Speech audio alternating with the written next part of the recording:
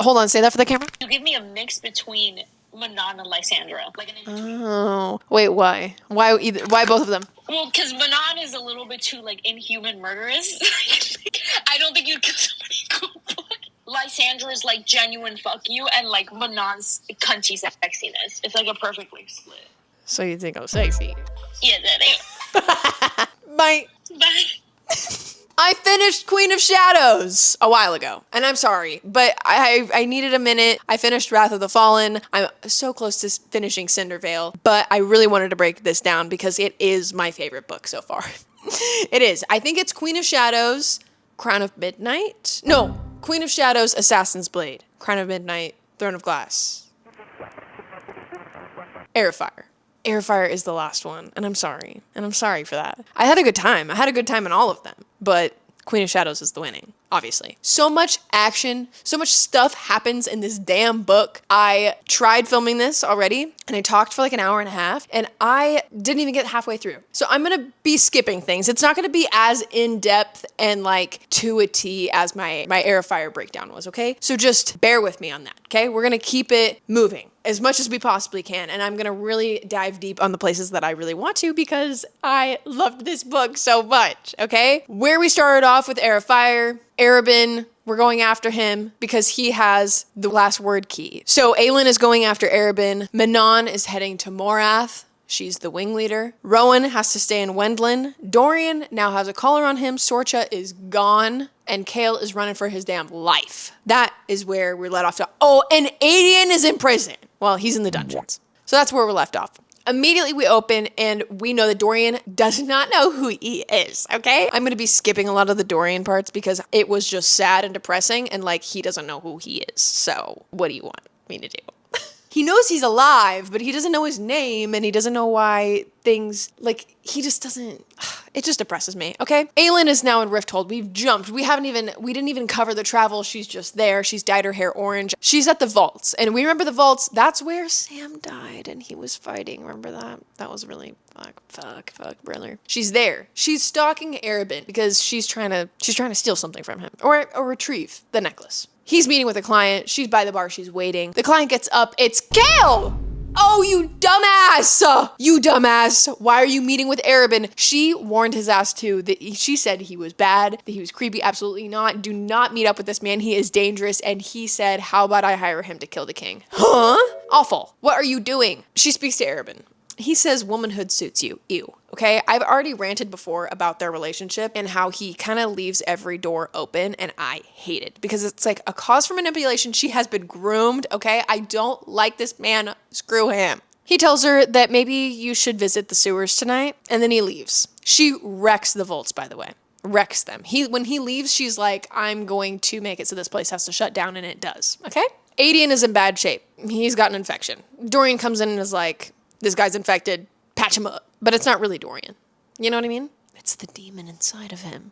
Not looking good for Aedion. Aelin goes down into the sewers that night, and wouldn't you know, Chaol and Nesryn are in there. Nesryn is his current right-hand woman. And hey, also, an ex-lover. Yeah, an ex-girlfriend. Both of your exes in one room. What are you doing? What are you doing? Aelin is not here to fuck around. She's on a mission. It's the first time that they're seeing each other, and it's awkward, okay? Because last time they saw each other, he sent her off to Wendlin at the end of Crown of Midnight to save her because he found out who she was, okay? And he's been wrestling with that for months and months. And they were in love, okay? So I just feel bad for him a little bit. I did not in my initial read, and that's where we get to Chapter 7. Chapter 7 was... Listen, I read it late at night. I remember reading this damn chapter. I got so angry I didn't finish the chapter. Closed it.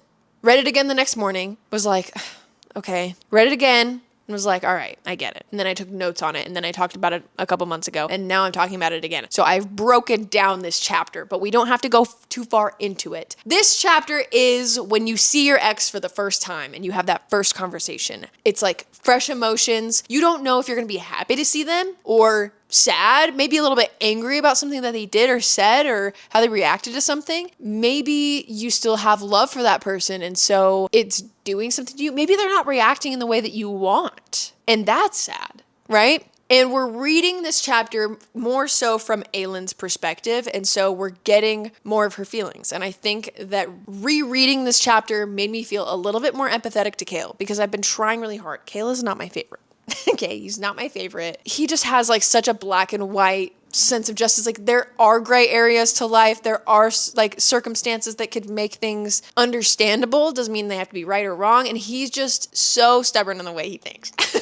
He's getting there. He's made a lot of progress. I do think he's the most improved. If I were to give him a medal or a certificate, I would give him most improved. But he's just not there yet. Aelin says there are so many things that she thought she would say or do or feel. She remembers Nehemia. So she sees him thinking, I'm so excited to see him. I've been crying about him for months, and I've been pushing away a haughty fae, all for what? She sees him. She immediately thinks of the worst thing she's ever done. She thought that she was going to be emotional and like so excited. She wasn't. He said, you look different, your face, the way you stand. He doesn't recognize who's in front of him. She has changed. She has really accepted who she is. They exchange information about magic wielders being executed, becoming Vogue demons. Okay, there's like Vogue soldiers everywhere, commanders. The king has spread out his own minions because, like, what's going on? Whatever's in Dorian, all of them, there's more of them, and they're all over, okay? Chaol, I did not catch this the first time I read it. Chaol looks to Aelin's finger. The ring is gone.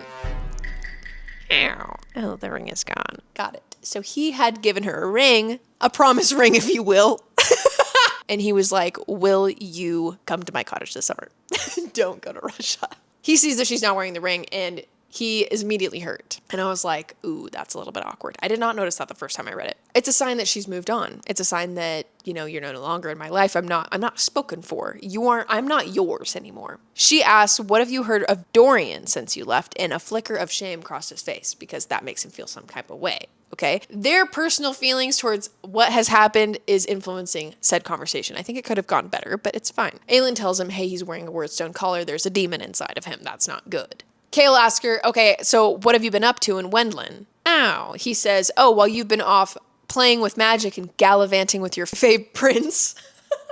Jealousy. And just wait till you see him, Chaol. Damn. Wait till you get a good look. He withholds information about the magic being frozen. It won't last forever, but it's definitely shows, like, I think he's scared of magic to come back. One, because of the propaganda babes. Okay? He believes it's evil. Okay? Because look at where he grew up.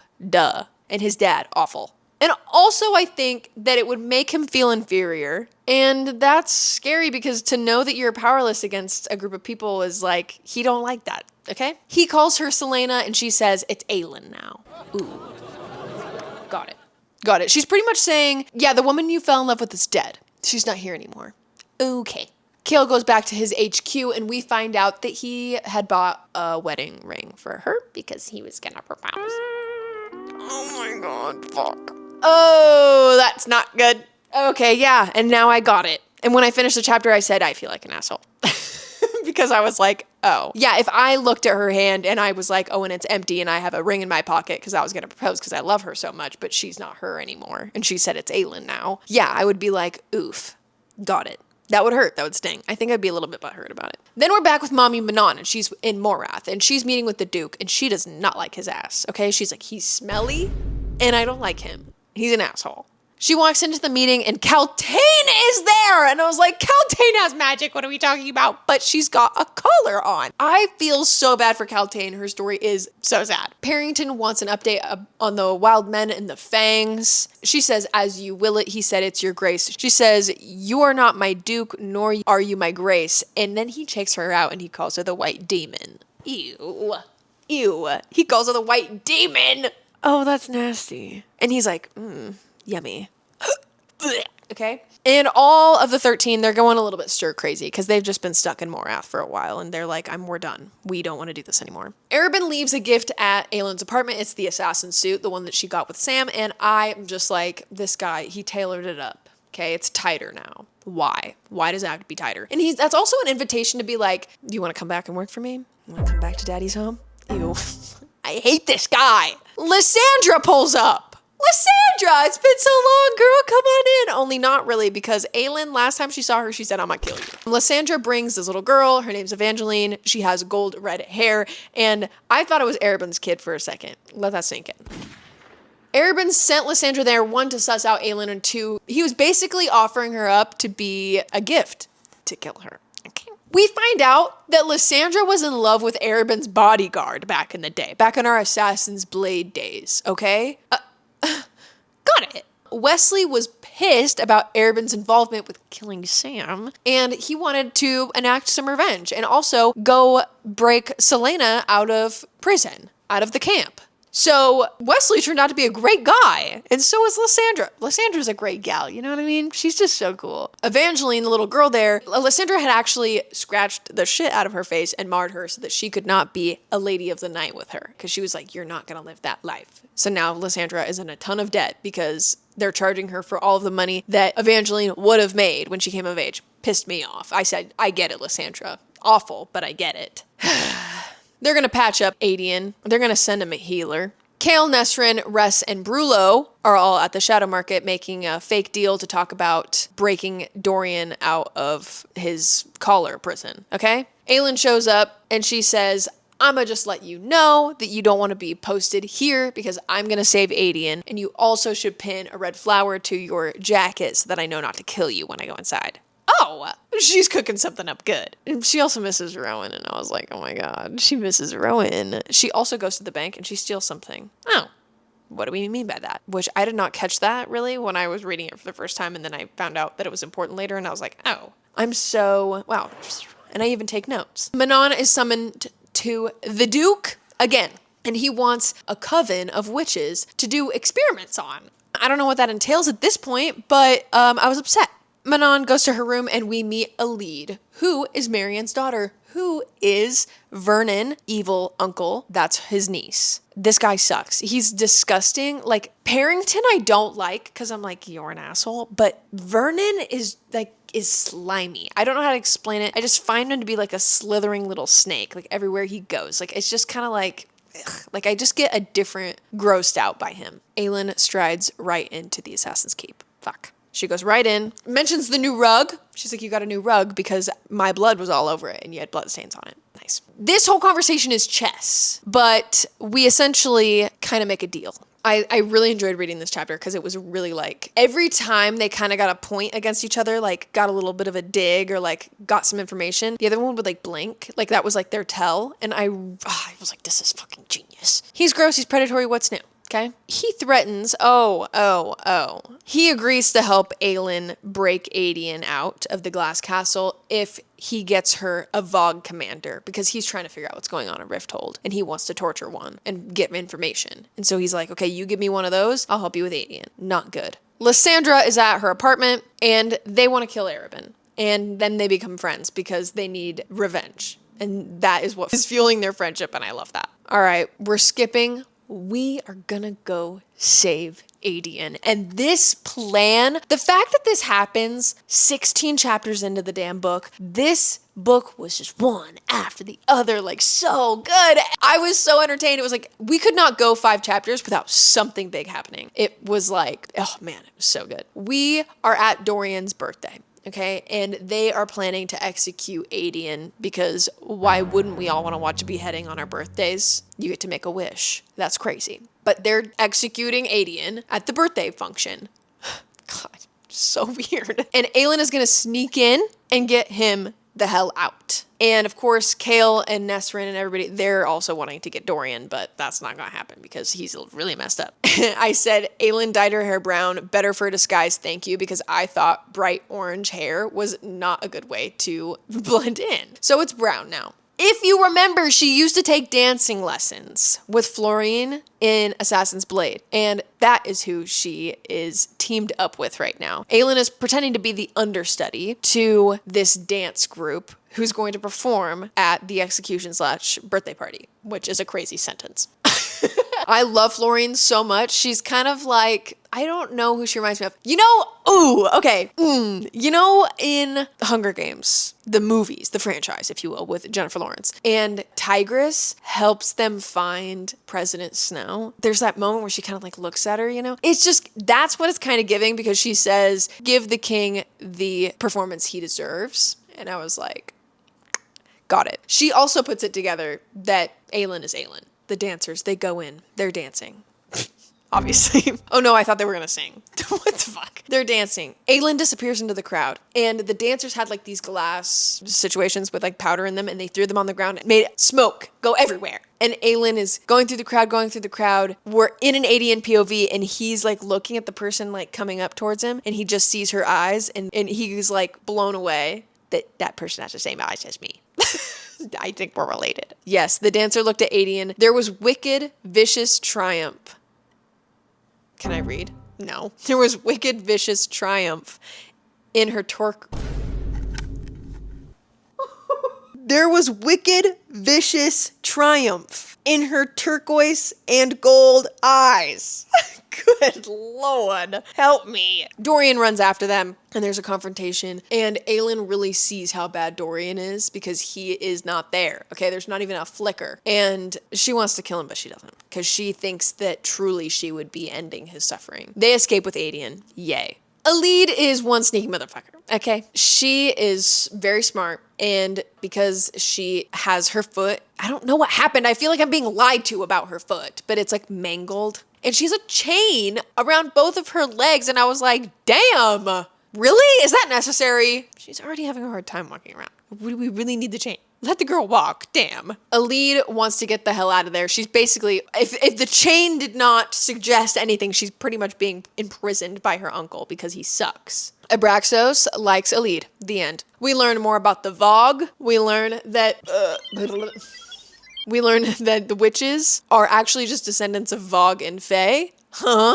Weird. Yes. And then we find out that they want the Coven of Black Beak Witches to breed them with the Vogue. That's disgusting. Ew. Ugh, it's like the Stranger Things with the babies and the powers. It's bizarre. What are we doing? Okay. Adian is awake in the apartment. He's free. Free 99. Arobynn says something that pisses me off, and he says, "Aren't you the least bit curious where we buried Sam?" And I said, when does this guy die?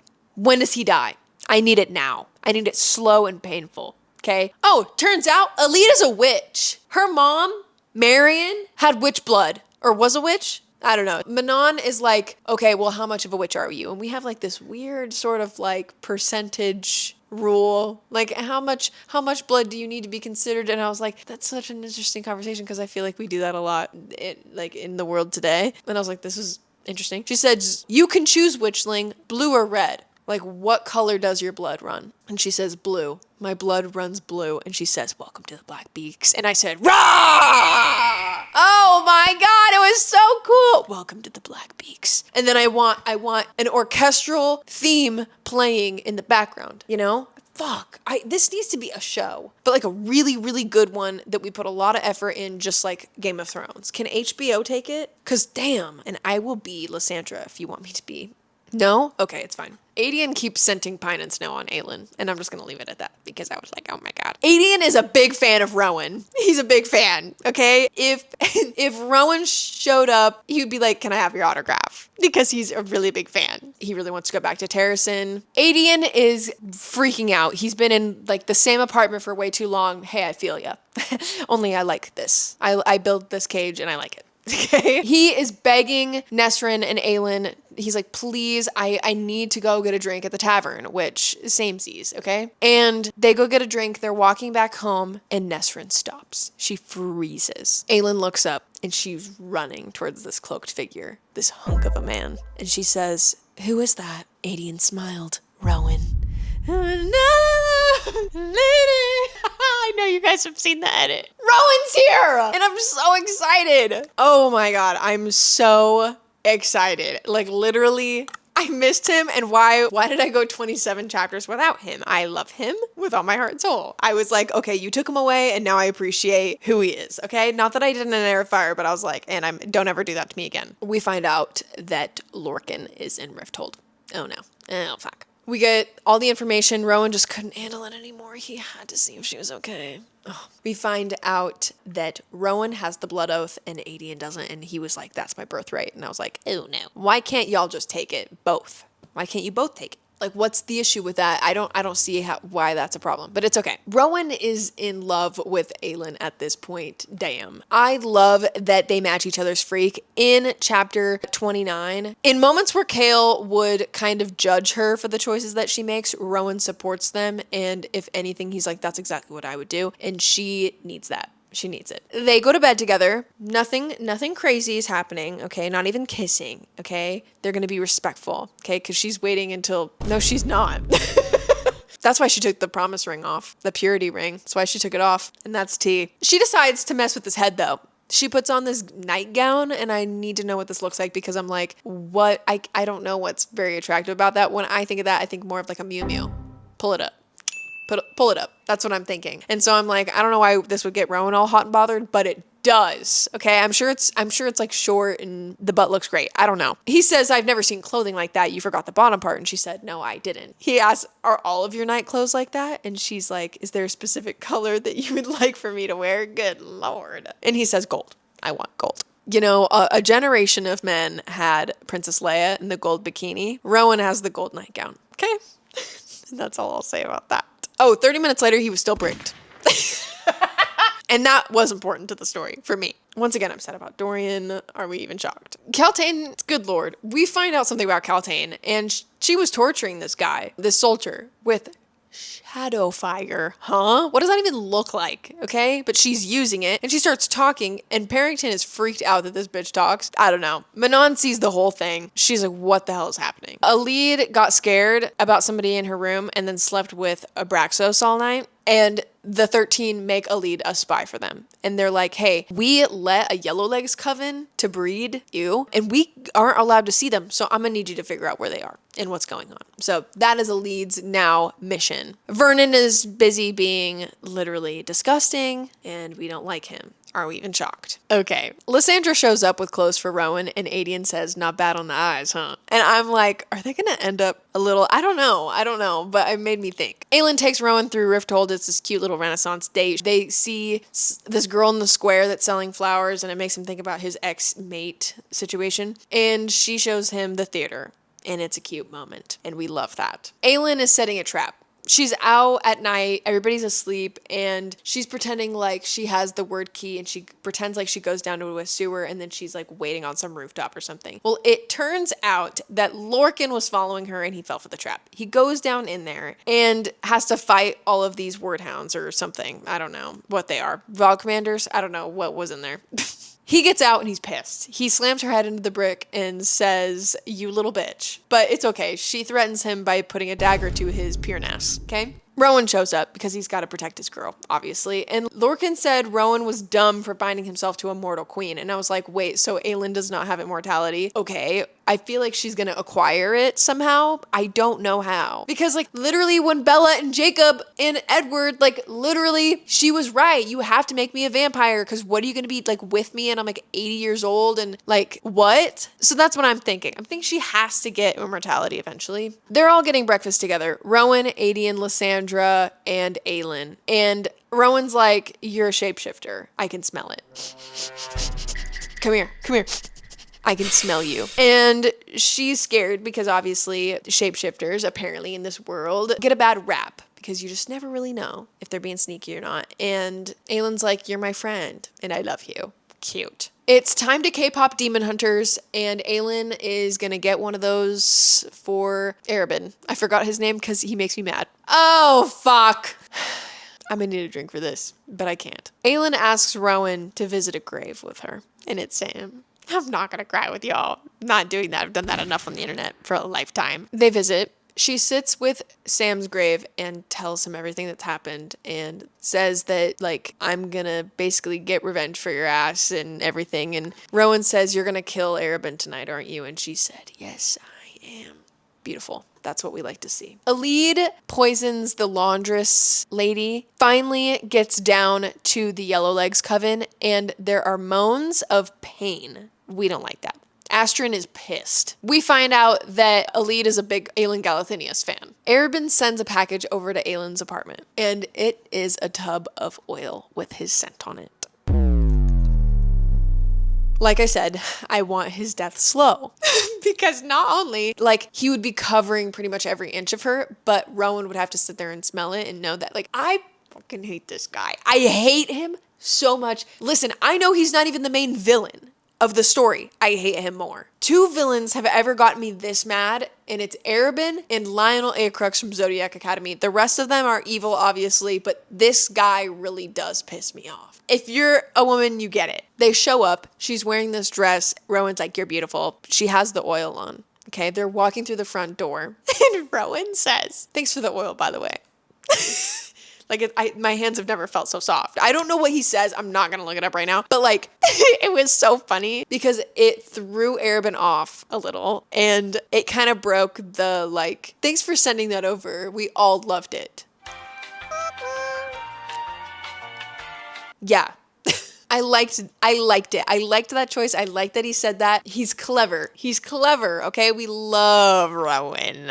We go through this whole thing. Arobynn seems to think that he's trapped aelin in this black, like the black ring, you know, with the Vogs, they have like the black ring that like keeps them under the spell or whatever. Arobynn thinks that he did that to aelin and therefore she's going to be his like zombie killer. But it ended up not being even like a thing. They now have the word key. Hey, hell yeah. The very last second, aelin basically had told Lysandra, "It's all yours. You got it, girl." So at night, Adian, Rowan, and aelin all went back to the apartment. Lysandra stays with Arobynn because he's disgusting and he purchased her time. And she slits his throat, brother. And then they made it look like an accident. Oh my God. Was it satisfying? Yeah, but I wanted more detail. I wanted more vengeance. But you know what? He's gone and that's all that matters. Hell yeah. Rowan, Adian, and aelin all go back to the Assassin's Keep. She switches it off. All of a sudden, she's Selena Sardathian again, and she tells them, "Don't get in my way." She plays the perfect role of being an asshole, even though we love that she still kind of is. Lysandra is acting her best to be completely shook by the fact that Arobynn was dead next to her when she woke up. Clarice is there to pretty much accept her will money because she knows that she was supposed to be given something by Arobynn. All of the other assassins are freaked out that Selena is there. Ooh, yeah. She goes down to the basement, like where they had Sam, and she takes her father's sword and she cuts his head off just in case. And I was like, oh, well, at least that was kind of satisfying, you know? The Duke wants another Black Beak coven from Manon. And she's like, we'll see about that. We see Kaltain do her shadow fire again on like a bunch of people, and it's terrifying. And it's not good. That's not going to be a good thing if they can wield her like that. We are on the hunt for Hellfire. We go to the catacombs. There's a big moment. In the catacombs, we find this tomb situation, and it basically had the story of Gavin's like deathbed confessional and everything. So here's the tea. Aelin and Gavin were the first king and queen of Aderlin. They were mates. There were demon wars. The Vogue were led by one of three kings. This king was trapped here after the gate was sealed, and then he was handsome with gold eyes. And I was like, gold eyes like Manon. Interesting. We called him Rowan, and I was like, Erwan?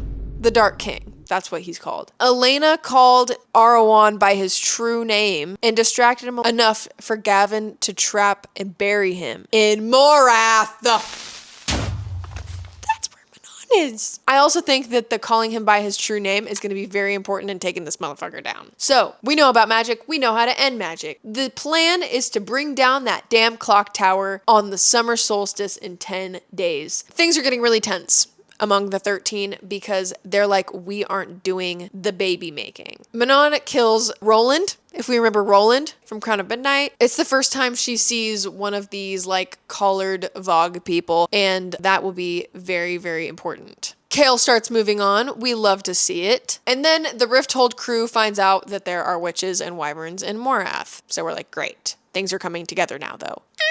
Lorcan shows back up, knife to Aelin's throat, and we find out that he has the ring that is like an immunity from the Vogue. It's an immunity idol. If you find it, you're safe. Okay? He wants to trade the word key for the ring. Hell no.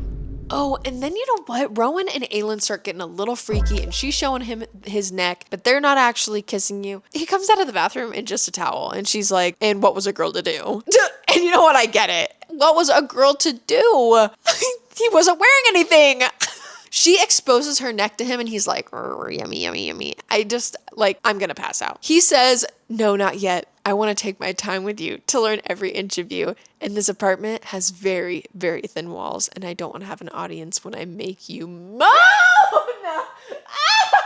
When I make you, huh? What do you mean I haven't gotten any spice? This is crazy. The fact that I'm so giddy over that was insane. It's because it's been so long. The 13 are flying to meet the king, Granny B's weapon, and her, and then Dorian, obviously. We get a Kaltane POV, and we find out that she's still kind of in there. She's a lot more in control than Dorian is. Somebody broke into the warehouse, and they took Lysandra. Hey, that's not good. Because, it was in Arobynn's will to tell the king's men about Lysandra. Even after death, this man is pissing me off. Now we're going to do a shapeshifter heist. We need to save her, okay? They're painting themselves in word marks. They are, getting pre-heist jitters.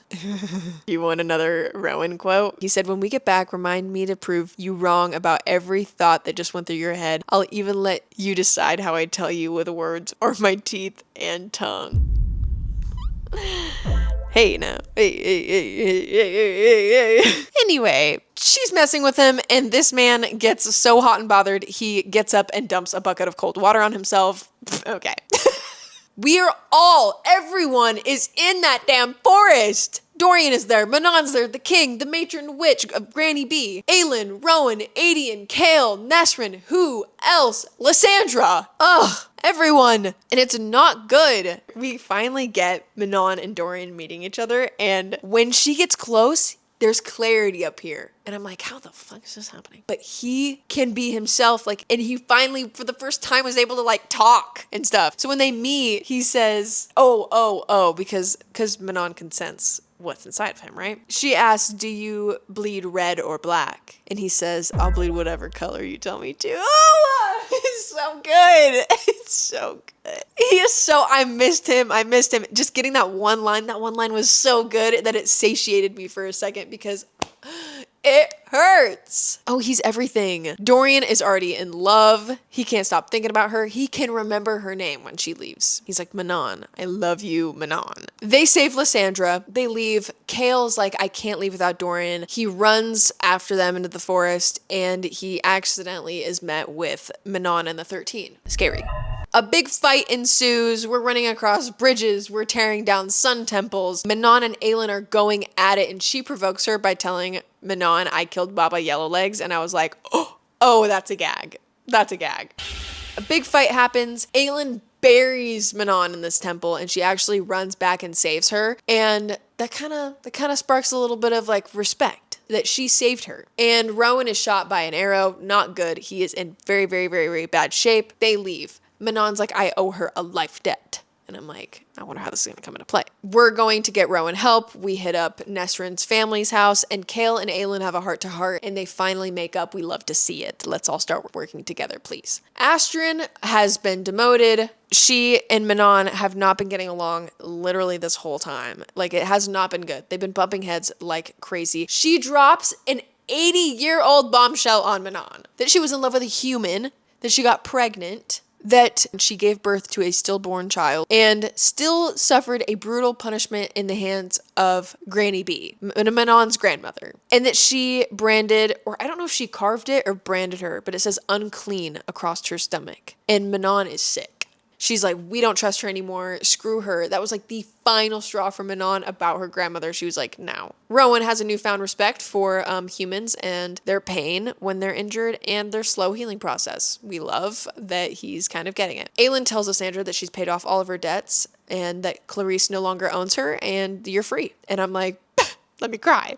Alita's trapped in a dungeon. Did I forget to tell you about that? Probably. Oh, wait a second. Rowan and aelin go to bed one night, and she comes walking out in a gold nightgown, baby. And he loses it. And they do kiss. Yeah, she gives him a big old kiss because they're not sure if they're going to make it through tomorrow. Because we're going to bring down the clock tower. We're going to get magic back. Hell yeah. aelin is at the market. This is the morning of the takedown. And there are people talking everywhere about this graffiti all over the walls. Manon and Astryn had flew to Rifthold and repaid the life debt. Blood written in giant black letters, Vogue blood. Witch killer, the human is still inside of him. A message from Manon to spare Dorian, to save him, find a way. Hellfire Hall.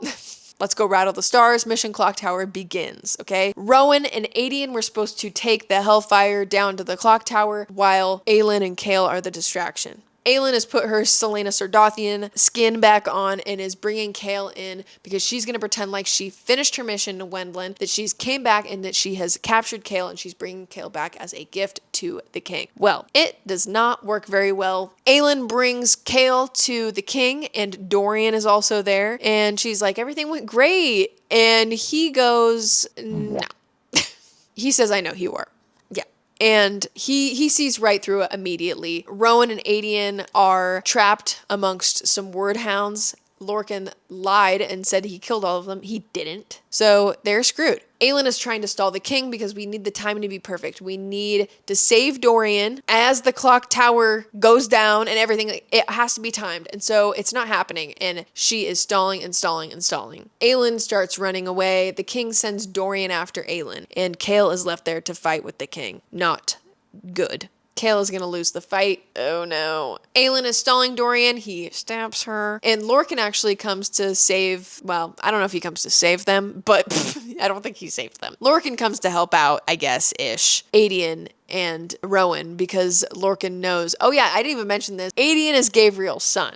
So Lorcan is like, I can't let him die. That's really what he's there for. They light the Hellfire and they run. They run. Ugh. Manon and Astrid are flying back to Morath and they feel the magic come back. And I was like, what a good, like, I'm glad that we kind of got it from them because it's like the ripple of everything going out. And I really liked that. Dorian's back. Dorian comes back. There are 100 Val commanders now fighting Rowan, Lorcan, and aelin. And Lysandra pulls up. Lysandra pulls up as a ghost leopard. How sick. Oh, she's so badass and cool. She runs to go help Aelin. The king appears. Chaol doesn't. So that's not good. Dorian is kind of back. Like I said, he's back, but he was like slowly starting to kind of get a control. This is what snaps him out of it. The king says the boy didn't land a single blow, saying that he killed Chaol, essentially. That's what snaps Dorian out of it. He said, what did you say about Chaol? And I was like, he's back. He snapped the collar from his neck. Nothing was more satisfying. Aelin and Dorian joined hands and the world ended and the next one began. Chills. Chills, okay? Infinite. Dorian's power was infinite. Aelin describes her power as like a well and like infinite. Like Dorian, how powerful is Dorian? This is crazy. The king spoke in a voice they didn't recognize. Have you come to save me at last, Aelin Galathynius? Implying that the king was possessed the whole time. Oh my god! What are we talking about? Oh, turns out Erewhon. I'm just gonna call it Erewhon. Erewhon turned out to be, it like is already free. He's been roaming around. And you know who he's inside? Parrington! He's inside Parrington. He was hoping that, like the whole backstory with Aelin that we got in Heir of Fire, he was hoping that Aelin was gonna toast his ass and free him. And then he froze magic to keep the magic wielder safe and his son safe because he was like, y'all are gonna get possessed. This is crazy. Daddy Haviliard dies, okay? Papa Haviliard. And Dorian obliterates the castle. Shatters it. Okay. Aelin falls. The wind helps her land softly. Rowan. It was Rowan that saved everybody. Chaol is still breathing. And then we get the craziest queen monologue that we've gotten so far. Aelin pretty much walked up and said, I'm Aelin motherfucking Galathynius, and this is my place now until Dorian is awake. She frees all of the slaves and takes over the city and is like, y'all better not act up or else I'm gonna torch the place. Okay. Alid is getting married off to a demon prince, Cormac, because they're like, we're gonna make babies out of you. What? But Alid comes and saves her. We get Manon. Manon turns to these two guards and says, you're dead men. Oh, that goes crazy. She snaps off Alid's chain. Kaltain comes in and blows up the motherfucking place, okay? Kaltain imploded. She blew up Morath. Kaltain blew up Morath. And all I could picture, oh my god. You know, it happens in Willy Wonka and it also happens in Harry Potter when she goes like this and then her finger starts getting really big. And then she blows up into like a balloon. But in this case, it's Kaltain and she's popped. Aelin sleeps for 3 days. It's hard being the hero. Lorcan comes in to Aelin's room and they have like a "this isn't over" conversation, and it's just kind of like, okay, Lorcan, chill. They kiss. Well, Lorcan and Rowan kiss. Aelin and Rowan kiss. Lysandra to Adian says, I want to find that one day. Happiness, like romance, whatever you want to call it. And she says it, and I'm like, to Adian maybe? Is that what we're hinting at here? I just feel like I have vibes. Aelin and Dorian finally speak. We're going to make a better world and everything. It turns out Chaol is not in good shape. He can't walk. So they're going to send him off to the healers. Dorian is slowly finding himself. He's like, what the hell's happened? And also I'm alone. And also, how do I do this? And what do you mean? Chaol is going to have to leave with Nesrin to go get all healed up. And Adian, Rowan, and Aelin leave for Terrasen. Good lord, that felt good. Okay, it felt really good. The 13 drop a lead off and say, walk the rest to Terrasen. And I was like, damn, y'all couldn't have flown her a little bit further? Like, help the girl out. She's going to be on her way to Terrasen. And we love to see it. I'm gonna end it there. Literally, I don't know what's gonna happen next. I hope that I don't know how Manon and Dorian are gonna meet up, but I cannot wait to read more of that. And I wanna know where Chaol's at. I'm like, maybe he'll get a new lease on life. I know I'm doing Tower of Dawn and Empire of Storms next. I'm gonna tandem read it. I don't know where I'm going in this. Like, Parrington and Vernon are alive. Like, what are we gonna do about them?